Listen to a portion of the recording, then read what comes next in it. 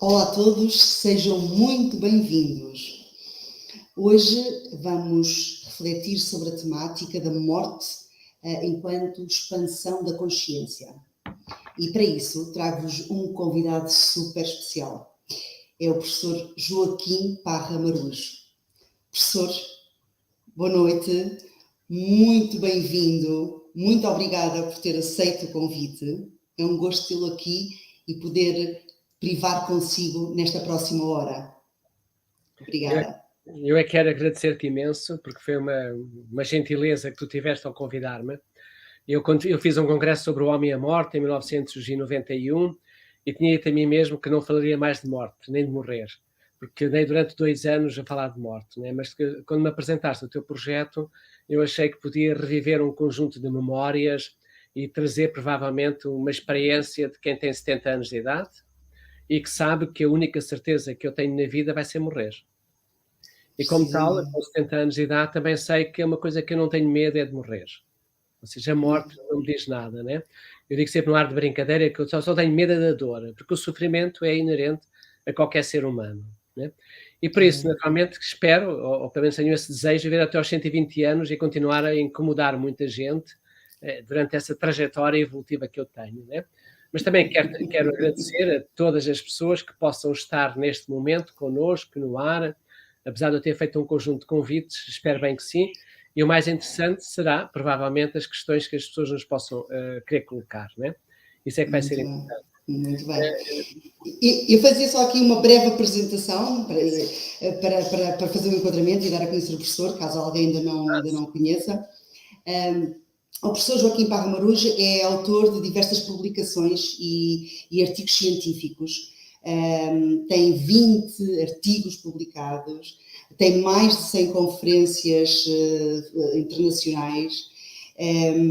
O professor organizou a primeira licenciatura em gerontologia na Escola Superior João de Deus e realmente reúne uma série de títulos e graus académicos.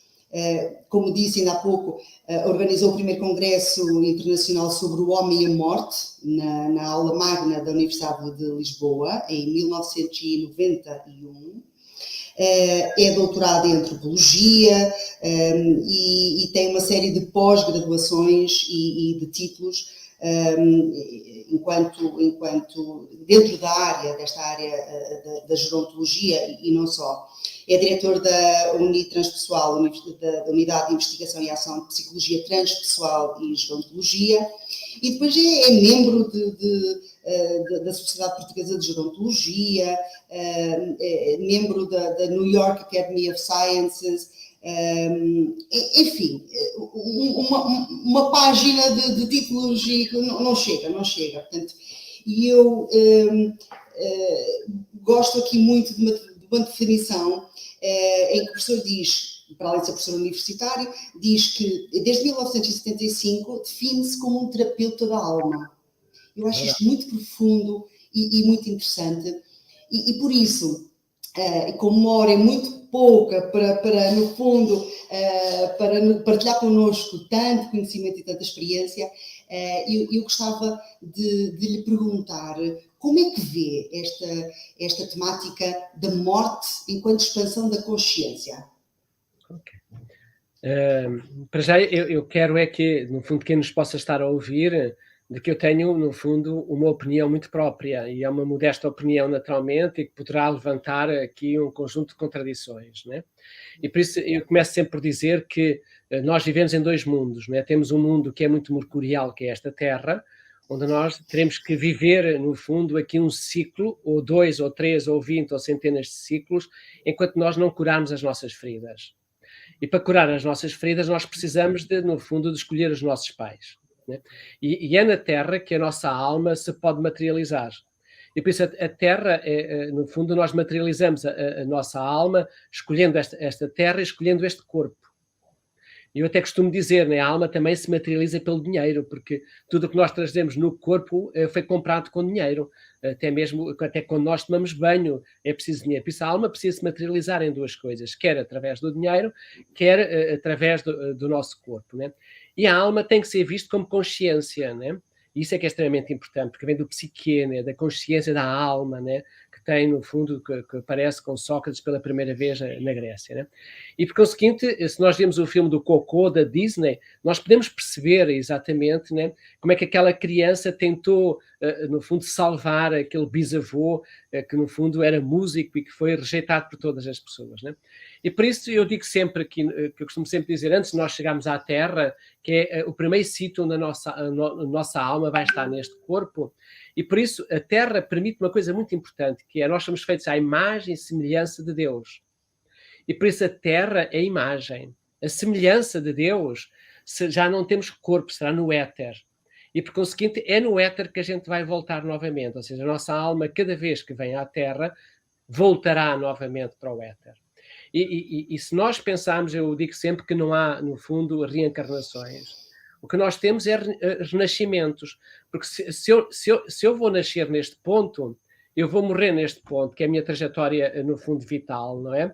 E nós sabemos que, segundo aqui as leis euclidianas, no espaço não há linhas retas e, por conseguinte, se largar isto no espaço, há uma linha curva. Então, onde eu nasço e onde eu morro vai juntar-se. Então, quando eu nasço, morro e renasço. E pensar renascimentos constantes e permanentes. Né? E por isso, naturalmente, eu digo e posso-vos dizer que nós desenvolvemos aonde? Dentro do útero de uma mulher. E nascemos dessa mulher que é a nossa mãe. E nós temos que aprender a aceitar a nossa mãe. E aceitar é um acto de compaixão. Porquê? Porque é exatamente quando nós morremos, vamos ser devolvidos à Terra, que é a mãe natureza, e temos de ser devolvidos à Terra exatamente com uma consciência tranquila e em paz. E quando nós nascemos através desta mãe, a primeira coisa que nós fazemos é inspirar. E inspirar em sânscrito quer dizer espíritos, de Deus, espiritualidade.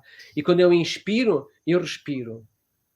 E quando eu morro, eu expiro, que é o último som que eu faço e que vou entregar exatamente à natureza aquilo que ele me deu, a espiritualidade.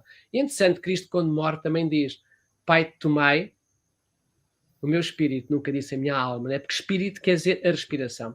E por conseguinte, quando eu escolho esta mãe para nascer, a nossa consciência celular mais profunda sabe que nós queremos viver e queremos dar continuidade a esta vida e que estamos cá para honrar os nossos pais. E seja quais forem as nossas crenças, sejam elas filosóficas, religiosas, espirituais, a mãe tem sempre um significado muito simbólico. E é interessante porque nos momentos mais graves da nossa vida nunca ouvi ninguém chamar pelo pai, é sempre pela mãe. E quando pensamos sobre a Terra também é um espaço, é uma entidade que é feminina e matriarcal. Daí que o termo de natureza mãe ou terra-mãe, que vai no fundo receber o nosso corpo, mesmo que seja pelas cinzas, também o recebe. É como se a Terra tivesse uma energia feminina para aceitar o nosso nascimento e depois a Terra funciona como um parteiro da morte para receber o nosso corpo já sem vida. E isso é muito importante, porque a natureza dá-nos a vida e quando nós nos eternizamos, temos que entregar à Terra a vida que a Terra nos deu. E por isso, a mãe dá-nos a vida, é verdade, mas quem é que nos prepara para a vida é o pai. E por isso, metade de mim é a minha mãe, a outra metade de mim é o meu pai. Ou seja, metade dos meus cromossomas é do meu pai, a outra metade é da minha mãe. E se eu não estiver em paz com os meus progenitores, eu nunca poderei ter dentro de mim coisas muito importantes, que é, em primeiro lugar, a paz, o amor, a bondade e a compaixão. E aquilo que eu tenho dentro de mim é aquilo que eu vou encontrar fora de mim. Ou seja, se eu viver em paz, em compaixão e em bondade, a minha morte vai ser feita pelo mesmo processo, como a expansão de consciência de tudo aquilo que eu vivi nesta vida. E por isso, eu penso para mim próprio, quando nós nascemos, nós somos humanoides. E se nós perdemos as oportunidades nesta vida para sermos humanos, então nós temos que resolver as nossas feridas. As feridas da traição, da injustiça, da humilhação, do abandono, não saber criar limites, não saber dizer não. É a forma de nos tornarmos humanos e ter uma maior humanitude, que é amor para com o próximo. E quando eu, no fundo, tenho que pensar exatamente nisto, né?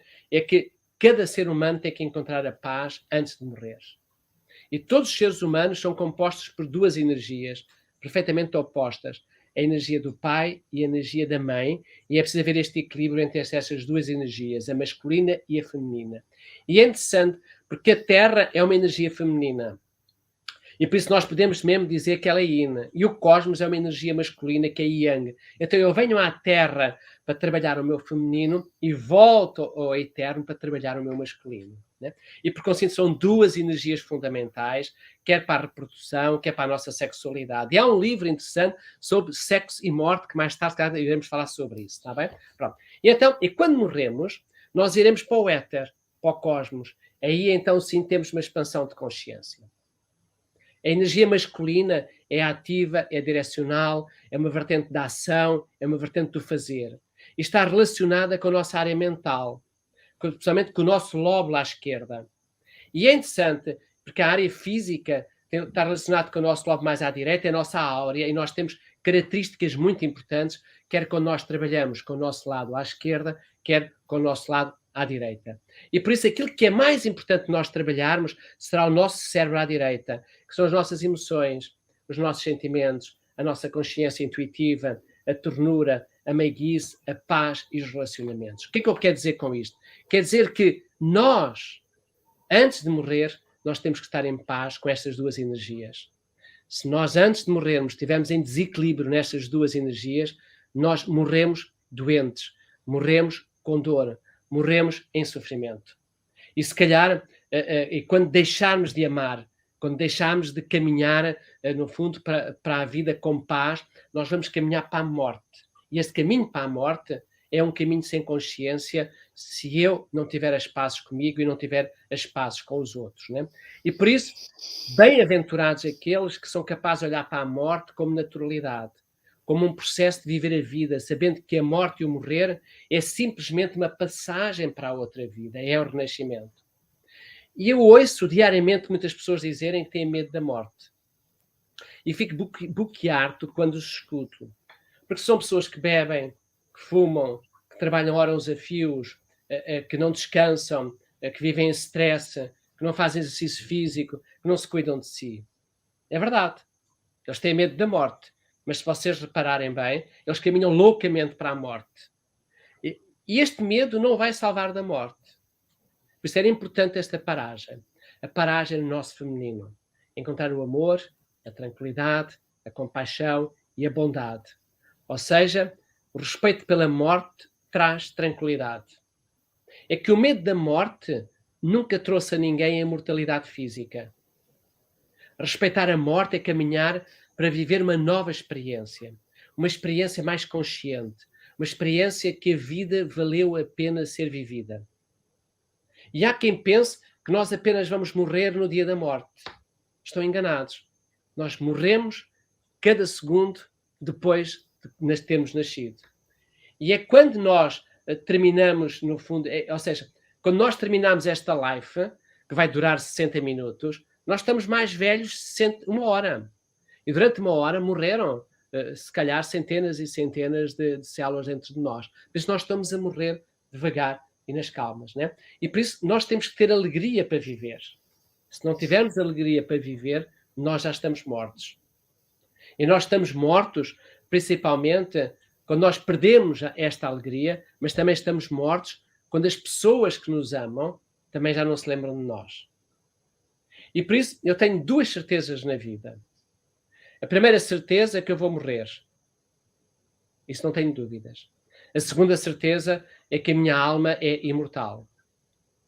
E eu sei que a vida não é de certezas. A morte, sim. É uma certeza muito grande.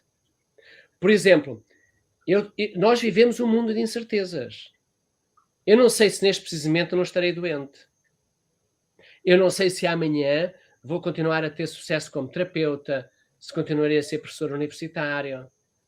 Eu não sei se amanhã continuarei a ser amado ou pelos meus filhos ou pela minha mulher. E também mais complicado com isto, eu vou sempre pensando que a hierarquia da bicada nunca vai chegar aos meus filhos. Porque isso é que é complicado, né? Ter os mais novos morrerem mais cedo que os mais velhos. É que eu não sei nada da vida. A vida, toda ela, é feita de incertezas. A morte e o morrer é a única certeza que eu tenho. quer sejamos ricos, quer sejamos pobres, quer sejamos felizes ou infelizes, casados, solteiros, viúvos, o fim de tudo isto é a morte. É a única certeza que eu tenho, é a única certeza que tu tens, é a única certeza que todos têm. Então, antes de chegarmos à morte, é importante uma expansão de consciência para perceber que valeu a pena ter vivido esta vida. E esse tempo de vida terá que ser vivido em qualidade. E se nós não abrandarmos o ritmo da vida, se nós não pararmos o tempo que consumimos em coisas inúteis, se nós não compreendermos com quem é que nós estamos a viver, com quem é que nós estamos a coabitar ou com quem nós estamos a coexistir, se nós não percebermos que é tempo de viver com os amigos, com a família e de viver em sociedade, e é tempo também de largar as superficialidades. Então, quais superficialidades? Eu vejo pessoas agarradas ao carro, à roupa, à moda, ao corpo. O que é que isso interessa? A lucidez é uma coisa muito importante, que é eu vou ter que morrer e eu tenho que escutar o que é que a vida me quer dar nesta vida. E por isso é importante que a partir de hoje as pessoas pensem que a morte tem que ser digna e que nós temos que perceber que nós temos que estar em paz com a morte e temos que perceber de que mesmo depois de mortos nós temos sempre alguém que cuida de nós, familiares, ou então, exatamente, grupos de apoio de luto, como é, no fundo, a tua empresa no futuro, que é o Funeral de Luz. Né?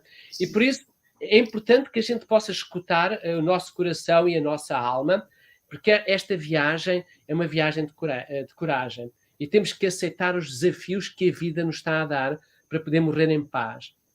E não é importante nós darmos anos à vida. O importante e o fundamental é dar qualidade de vida aos nossos anos. E se nós queremos construir uma vida com amor, com paz, com compaixão, com bondade, com fraternidade e com solidariedade, a morte vai ser vivida da mesma forma. E então vamos pensar nisso.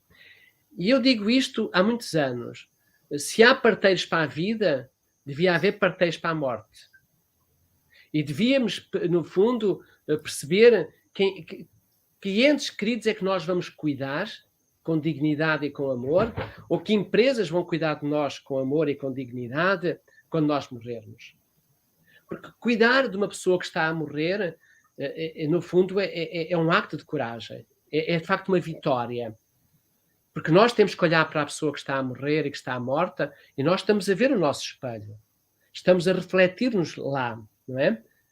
E é giro, porque eu nunca ouvi ninguém dizer eu cuido de pessoas que morreram.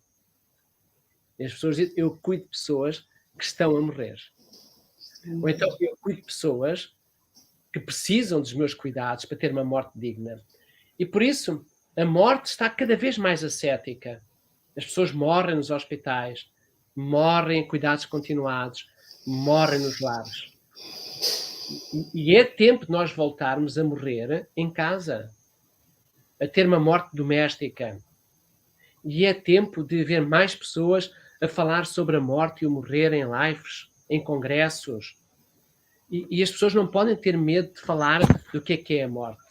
E, por seguinte, a grande questão que nós podemos colocar é: haverá, hoje em dia, alguma família que seja capaz de falar da morte e do morrer enquanto nós estamos a almoçar ou a jantar?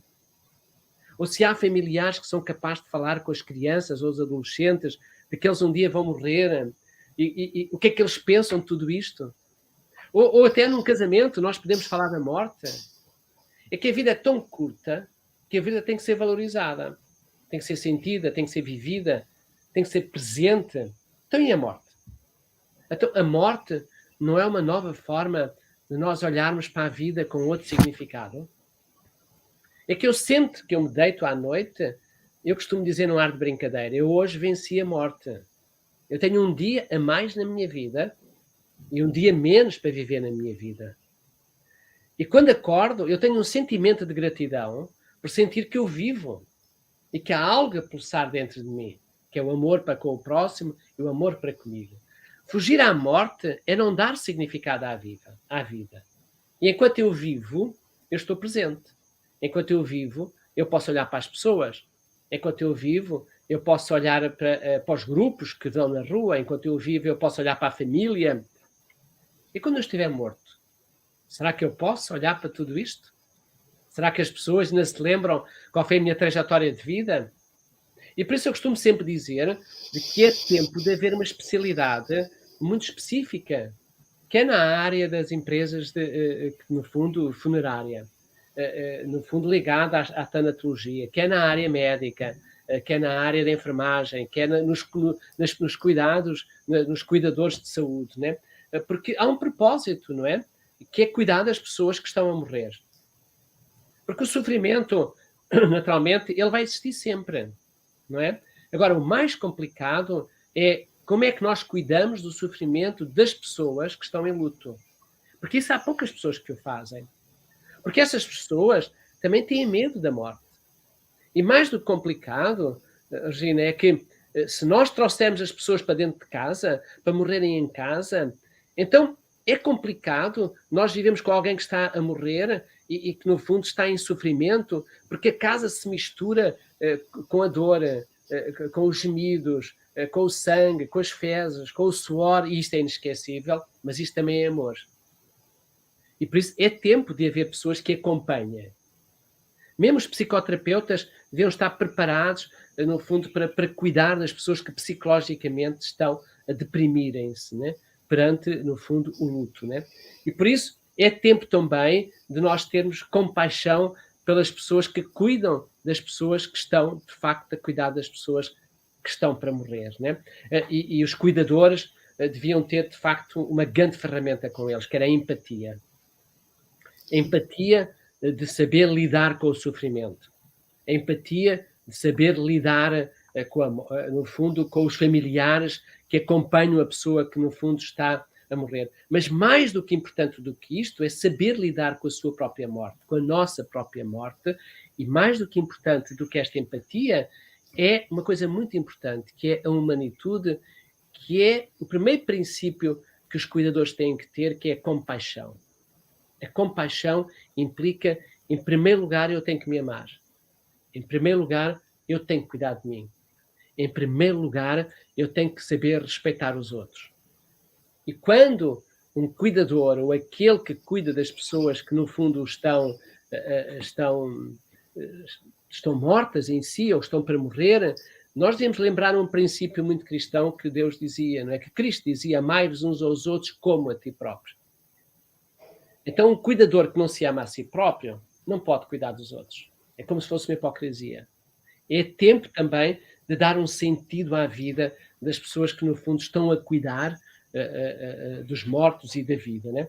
E eu trago aqui, neste precisamente, uma pequena paragem, porque seria inadmissível que, já que estamos numa área da morte, e eu que arguí muitas teses sobre a morte e sobre morrer, na área dos doutoramentos e dos mestrados, aquilo que mais me gostava ver é que as pessoas, no fundo, faziam as teses, mas esqueciam-se de livros que são muito importantes.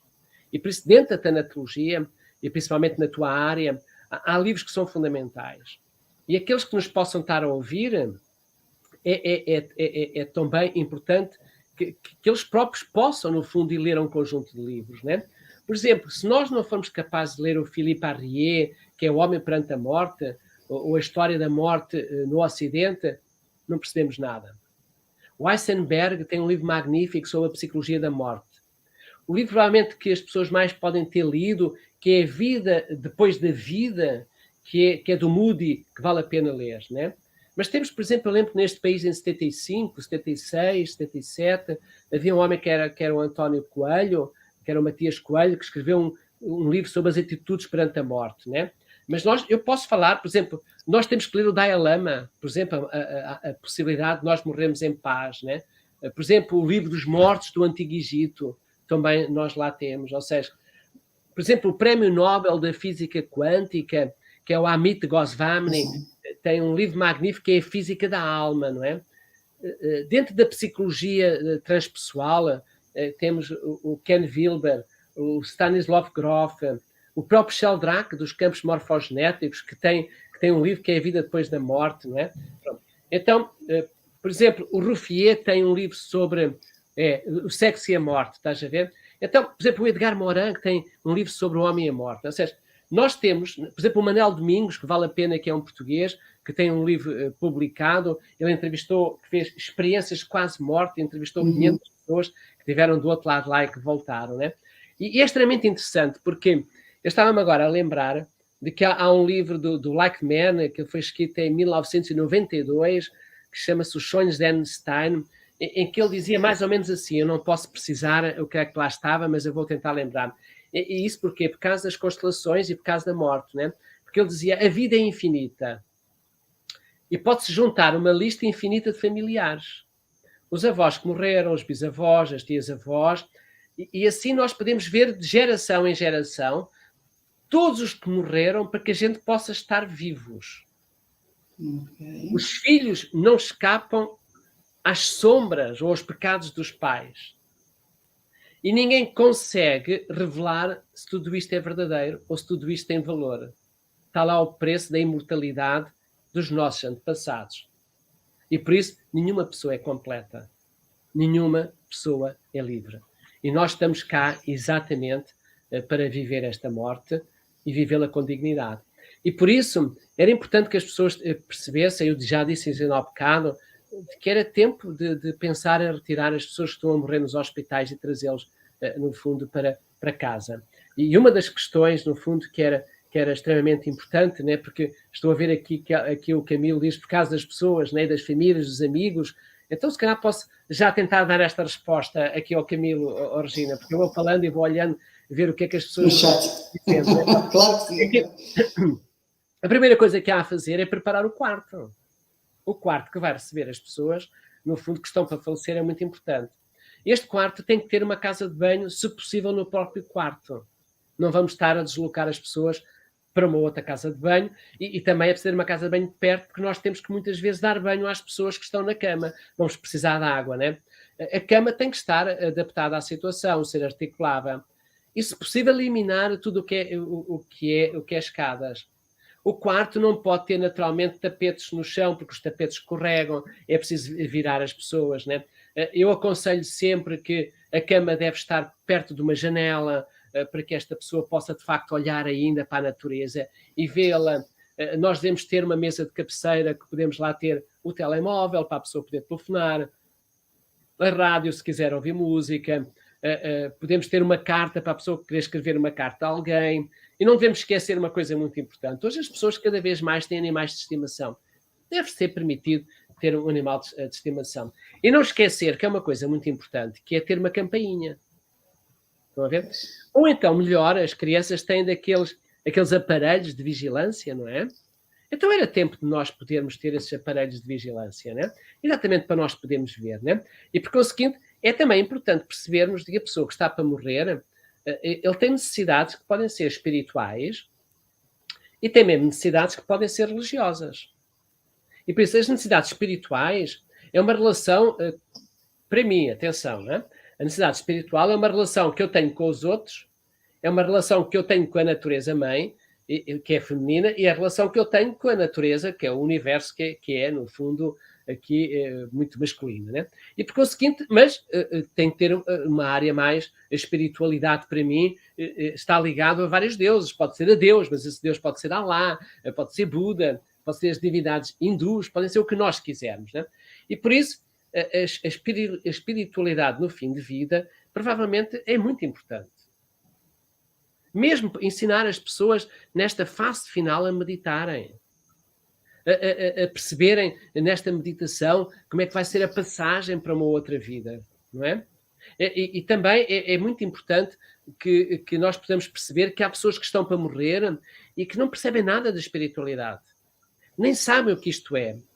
E por isso, mas pode ser um momento em que nós podemos falar com ele e podemos explicar de que há qualquer coisa para além desta vida, de que há uma nova passagem, de que ele vai transcender, de que ele vai ter que repensar antes de morrer qual foi o percurso que ele fez, por onde é que ele andou, o que é que ele fez, o que é que ele teve, porque é o tempo de ele largar toda a materialidade, né? E por isso, a espiritualidade na fase final da vida poderá ser muito importante para que ele encontre uma finalidade, né? E, por conseguinte, é preciso também atender a um conjunto de necessidades às pessoas que no fundo, estão em casa, né?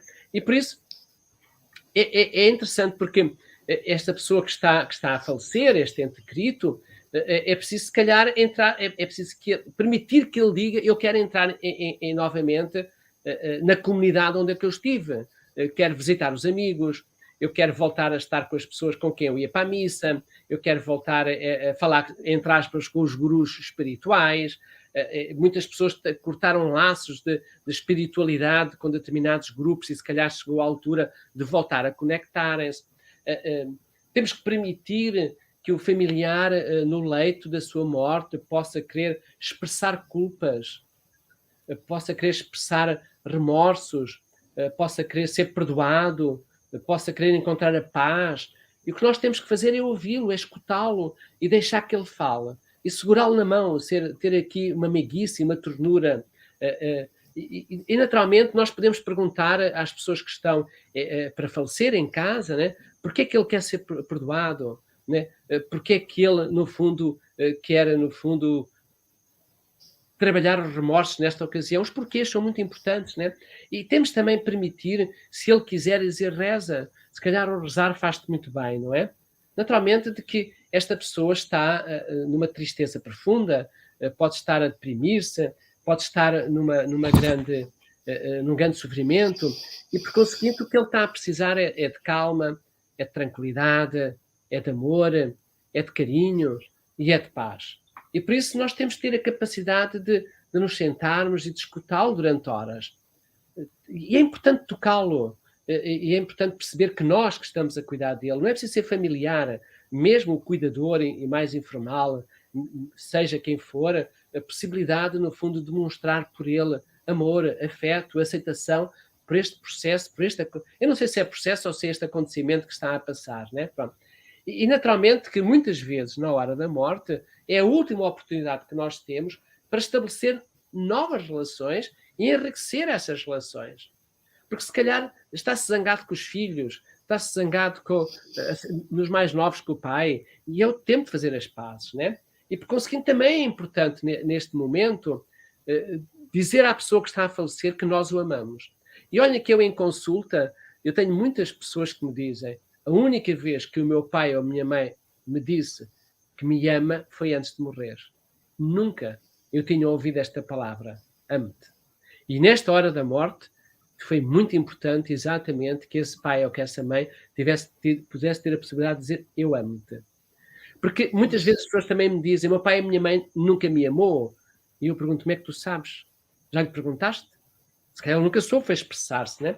E por isso, naturalmente que, porque não, mesmo nesta hora mais complicada, pomos música. Pedimos aos amigos para ir visitar. Pedimos que ele fale até dos medos da morte. Ele que fala. Estamos aqui, nós temos que encorajá-lo para que ele fale o que é que está a sentir, né?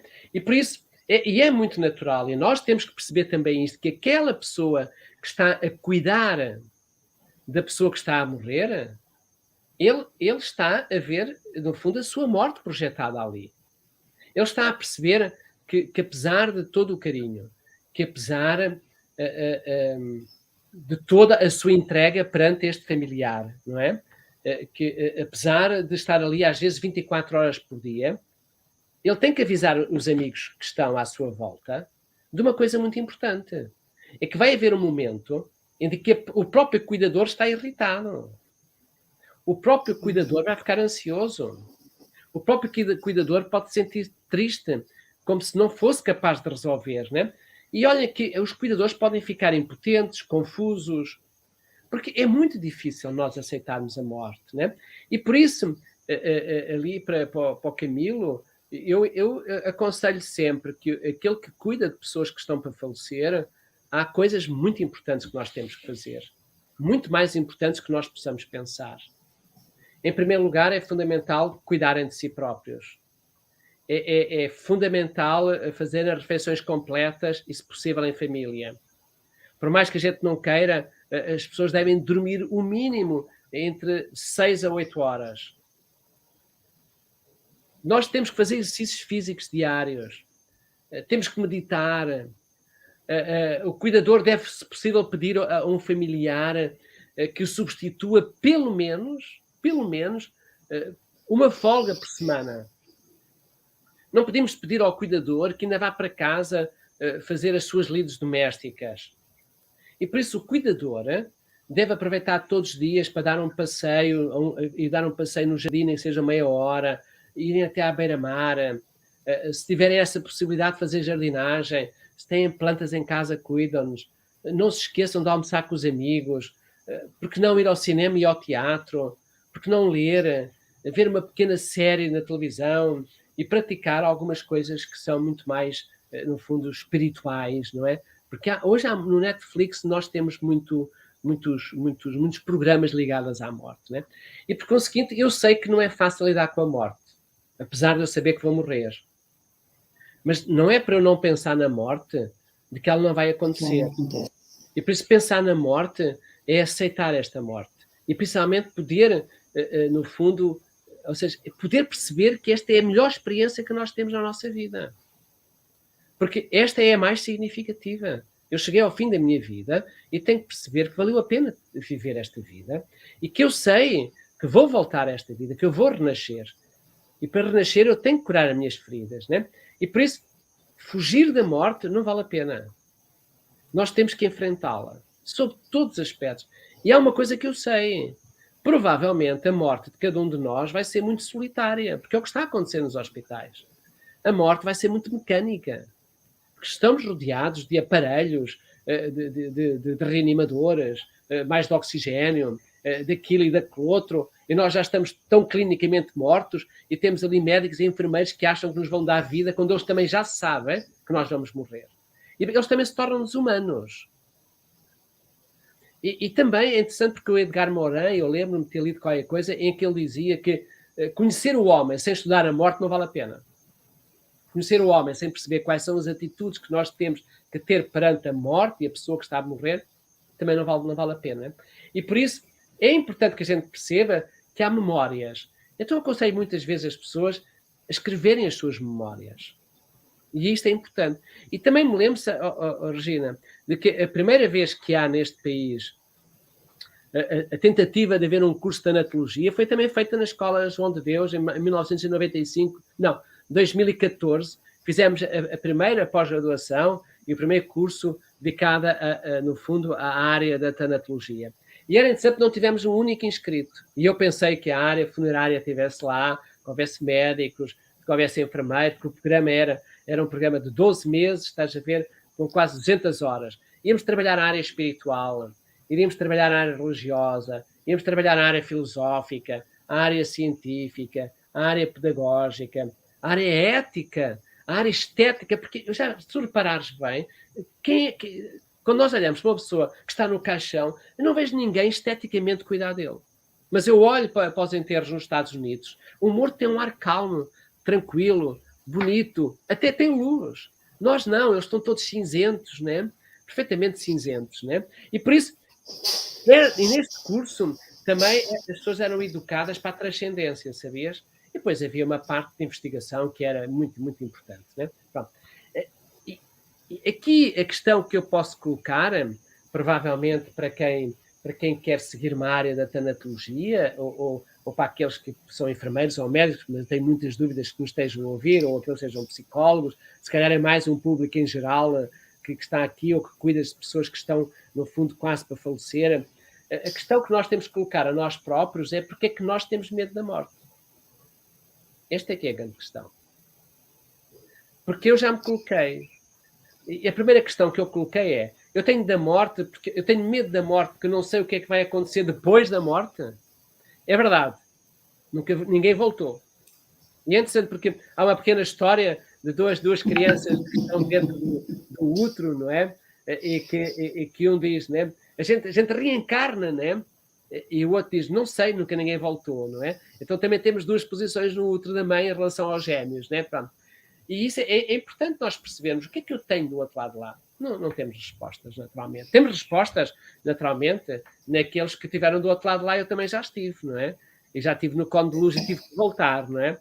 Mas também dizem que quando nós estamos para morrer, o que nos acontece é exatamente um apagão cerebral e o apagão faz este cone de luz. Mas também sei que havia alguém do outro lado lá que me disse que eu não tinha acabado o meu caminho e tive que voltar. E voltar para trás. O outro lado lá era muito melhor do que esta, estás a ver? Pronto.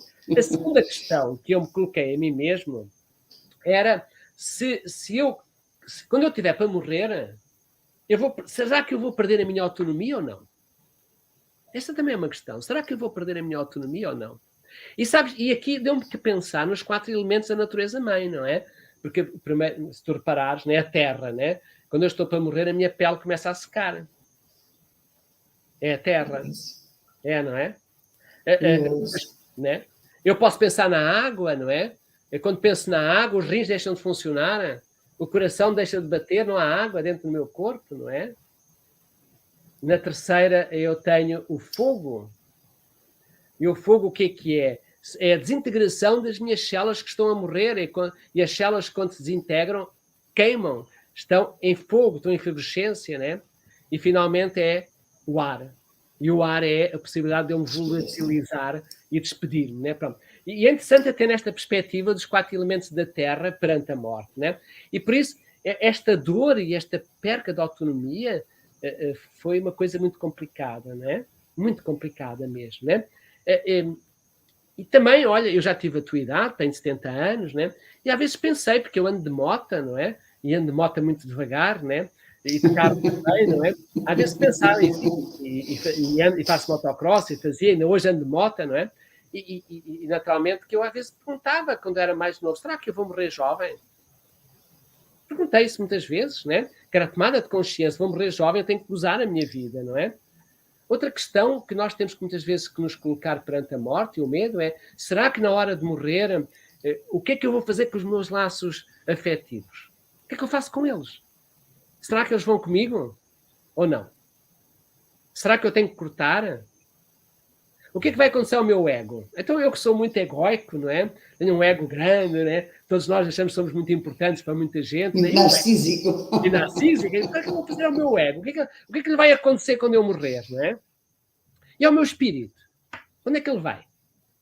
E é interessante, porque a Kübler-Ross, quando fala, no fundo, nas etapas, mas nós também temos, porque na hora da morte eu não tenho dúvidas que eu vou dizer, pai, não quero morrer, eu não vivi tudo.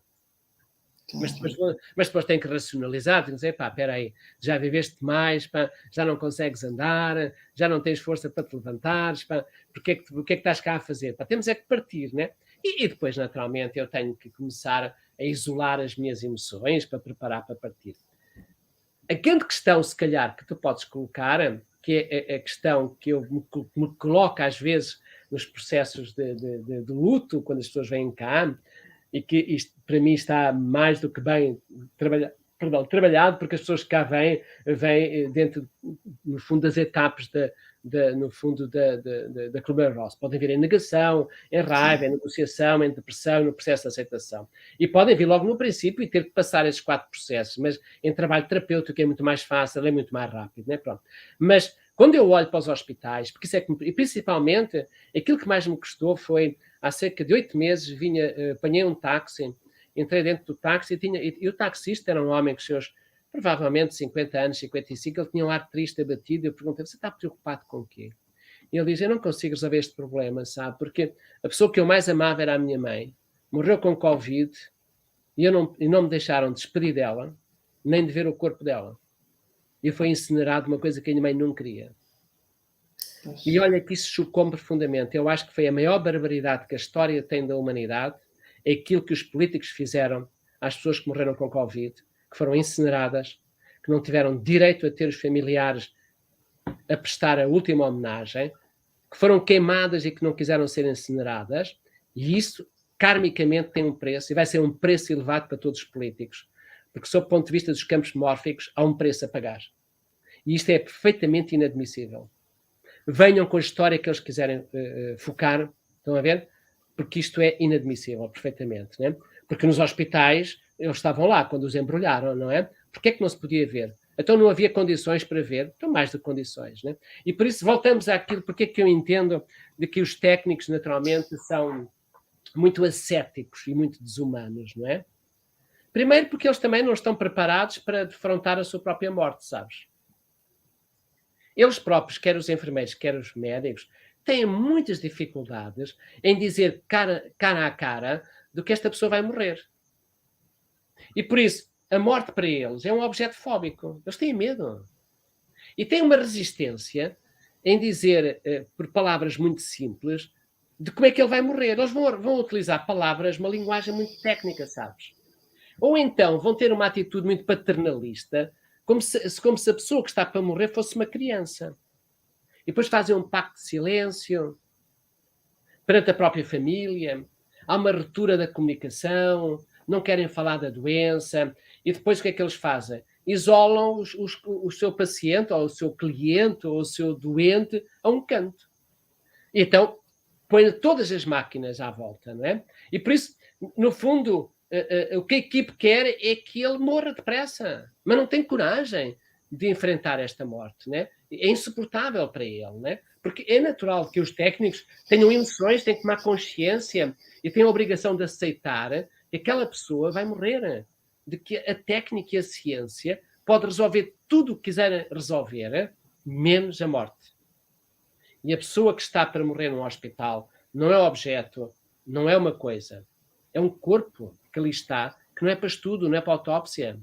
É porque eu digo, eu não tenho um corpo, sabes? Eu sou um corpo. E era importante que, principalmente, quando eu olho desta forma, eu gosto de algumas coisas dos alemães, sabes? E os alemães têm uma coisa muito bonita que é o Dasein, né? E para os filósofos da existência, o meu ser aqui e agora é a minha existência. Como é que eu vivo o meu cotidiano? Como é que eu vivo no mundo? Como é que eu vivo com os outros num determinado tempo? E o meu ser para a morte é a minha finitude. É a abertura para a iluminação da minha vida, para eu compreender esta vida, para eu perceber que há uma infinitude que não acaba nesta vida, né?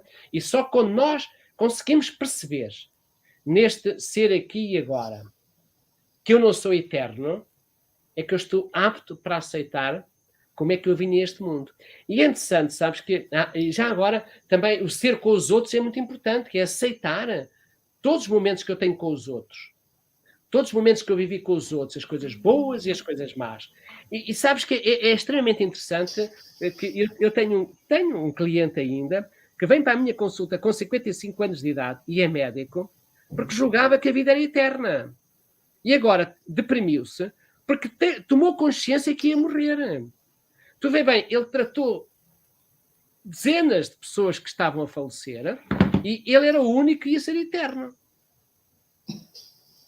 E é interessante esta própria negação, estás a ver? Ou seja, não sei se eu te respondi à questão que tu querias. Não, que isto é extremamente complexo e de uma profundidade tremenda, porque estamos todos, independentemente da formação de cada um e dos profissionais, como o professor agora acabou de falar, quase que aliados daquilo que é a realidade e os factos e a necessidade de todos nós. Isso mesmo. Portanto, é incrível e cada vez mais eu estava a ouvi-lo e realmente estava a pensar nesta questão da morte. Será que as pessoas têm mesmo do ato em si, da morte em si, ou de todo o sofrimento inerente à doença e ao período que antecede essa morte? Isto levanta o que estas questões de falarmos abertamente, de refletirmos de uma forma profunda sobre a vida. Porque aqui o seu Camilo está, de facto, quer dizer, como é que eu mudo o paradigma, né? Nós só mudamos o paradigma quando nós fomos capazes de, no fundo, levar com que as televisões falem de morte, que hajam mais lives, que hajam congressos e, principalmente, que a família possa falar com os filhos, com os amigos, o que é a morte. Isso é que é importante, porque a morte é como se fosse uma borboleta, né? Nascemos no casulo e transformamos em borboleta e depois quando morremos, naturalmente começamos um novo casulo, não é? E eu sei que é muito difícil. E olha que E já que falaste nisso, um dia deste, até se calhar este teu trabalho, não é? Eu não conheço nada ligado aos animais de estimação.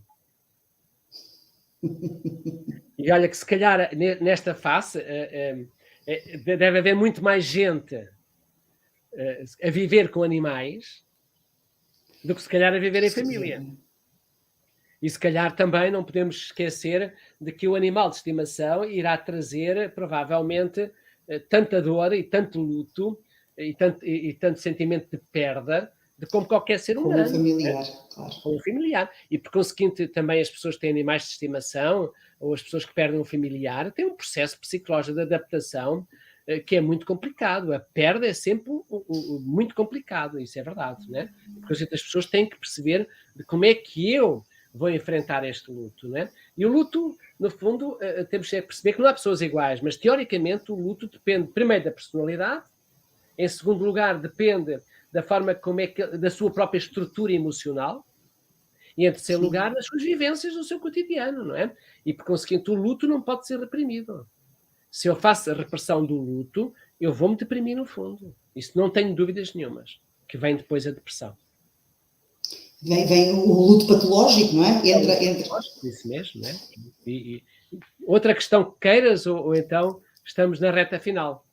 Estamos na reta final. Eu se calhar era pertinente perceber qual é a opinião do professor relativamente à postura que os próprios familiares devem adotar quando morre um ente querido.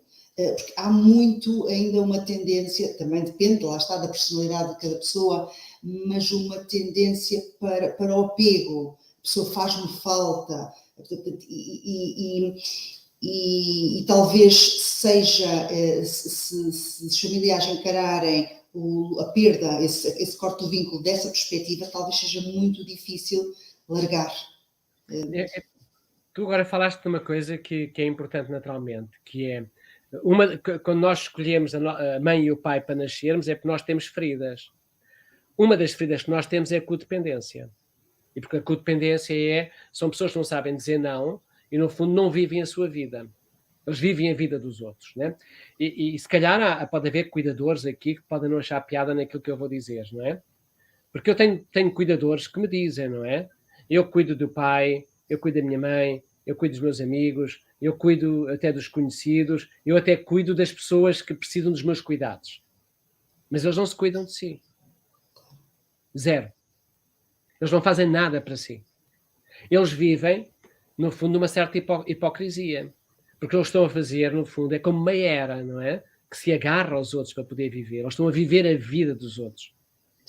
Então, essas pessoas que, no fundo, estão a viver a vida dos outros, antes das pessoas falecerem, eles têm que perceber que o apego, para mim, pessoalmente, é a dependência.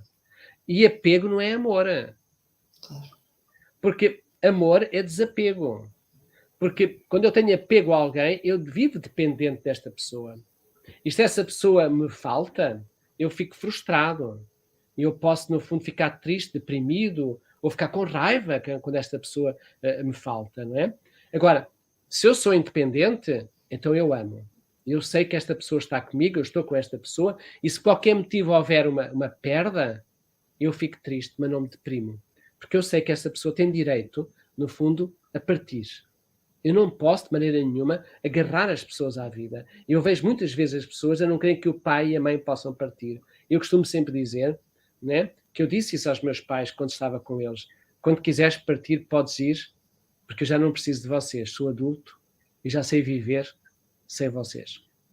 E isso foi importante eu ter pensado, olhando nos olhos deles, e poder dizer uma coisa destas, não é? Porque não precisava já deles. Eu queria que eles fossem o mais depressa possível para aliviarem. Para bem deles, exatamente. Para bem deles, para aliviar o sofrimento. E por isso há pessoas que, no fundo, vivem dependentes dos outros, é verdade, né? E têm dificuldade em deixar partir. E olhem que se as pessoas se colocassem no lugar do defunto, que está na hora da morte e que sabe de que um filho, de que a mulher precisa dele, ele está numa agonia quase que é eterna, porque ele vai levar a morte até não poder mais. E por isso, naturalmente, de que as pessoas que fazem isto estão a ser egoístas. Muito egoístas mesmo. Porque, no fundo, o que ele quer é partir cedo para se livrar da dor e do sofrimento. O que os familiares estão a pedir é que ele fique e que se aguente. Porque ver alguém a sofrer não é nada salutar. Não é nada bom.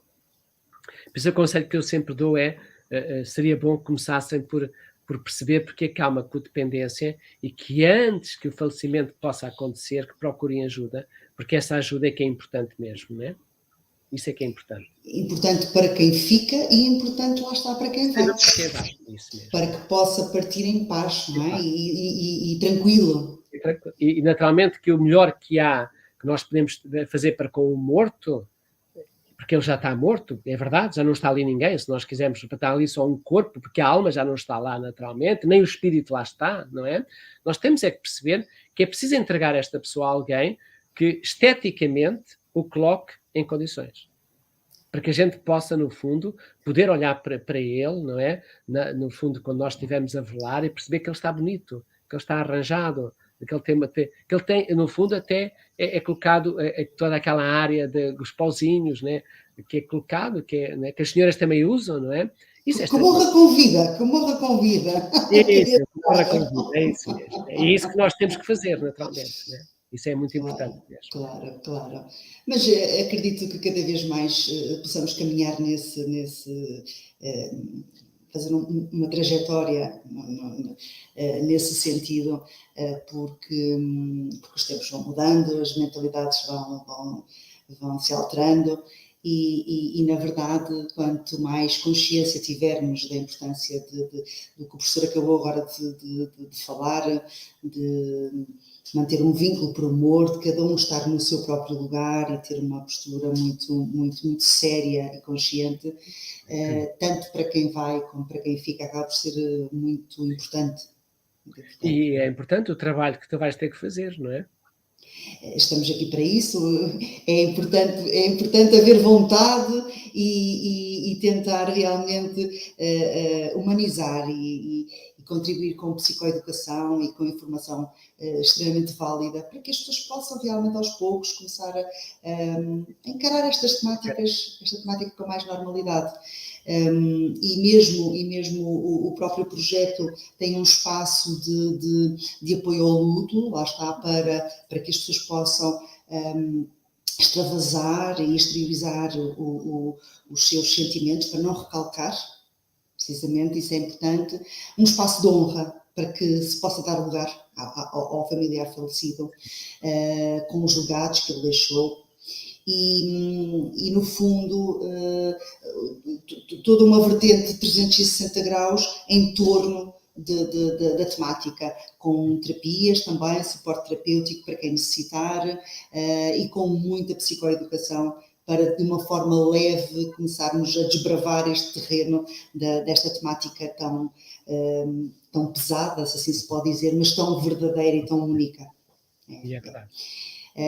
Por isso, professor, já estamos, eu deliciei-me a ouvi-lo, efetivamente tivemos aqui momentos de profunda reflexão, extremamente importantes, muito úteis e que acredito que tivessem tocado muitas consciências de quem nos esteve a acompanhar e ouvir, e entendo ser extremamente válido.